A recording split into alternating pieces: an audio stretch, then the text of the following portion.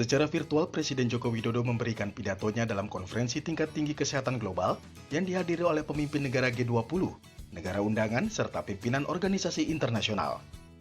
Kepala negara menegaskan bahwa pandemi COVID-19 dapat ditangani secara global apabila seluruh negara dapat pulih sepenuhnya dari penularan virus corona. Selain itu, negara-negara dunia juga masih harus menghadapi tantangan terhadap akses vaksin yang adil dan merata bagi semua negara. Kepala negara mengungkapkan bahwa di saat beberapa negara mulai melakukan vaksinasi bagi kelompok beresiko rendah, seperti anak-anak dan remaja, hanya 0,3% suplai pasokan vaksin global yang dapat diakses oleh negara-negara berpenghasilan rendah. Kesenjangan tampak menjadi semakin nyata saat 83% pasokan vaksin global telah diterima oleh negara-negara berpenghasilan tinggi. Sementara negara-negara berkembang hanya menerima 17% suplai vaksin, di mana terdapat di dalamnya 47% populasi dunia. Untuk itu, Presiden Joko Widodo mengajak para pemimpin negara dunia untuk melakukan langkah nyata terhadap pemerataan akses vaksin. Saya harus kembali mengingatkan kita semua bahwa kita hanya akan betul-betul pulih dan aman dari COVID-19 jika semua negara juga telah pulih. No one is safe until everyone is.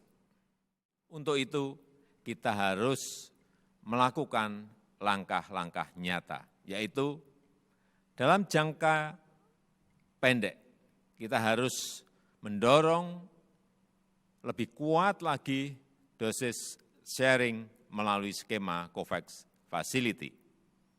Ini merupakan bentuk solidaritas yang harus didorong dan dilipat gandakan, khususnya dalam mengatasi masalah rintangan supply.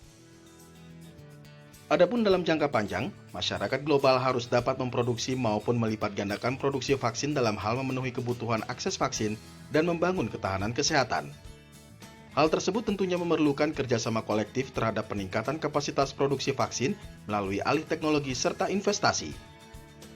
Presiden Joko Widodo mendorong agar negara-negara anggota G20 dapat memberikan dukungan bagi peningkatan produksi serta kesetaraan akses vaksin bagi semua negara.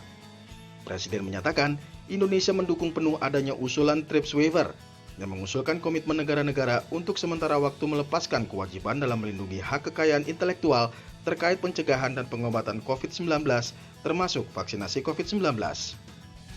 Indonesia telah memutuskan untuk menjadi salah satu negara co-sponsor proposal TRIPS Waiver tersebut. Pemerintah Indonesia berharap agar negara-negara anggota G20 lainnya dapat memberikan dukungan yang sama.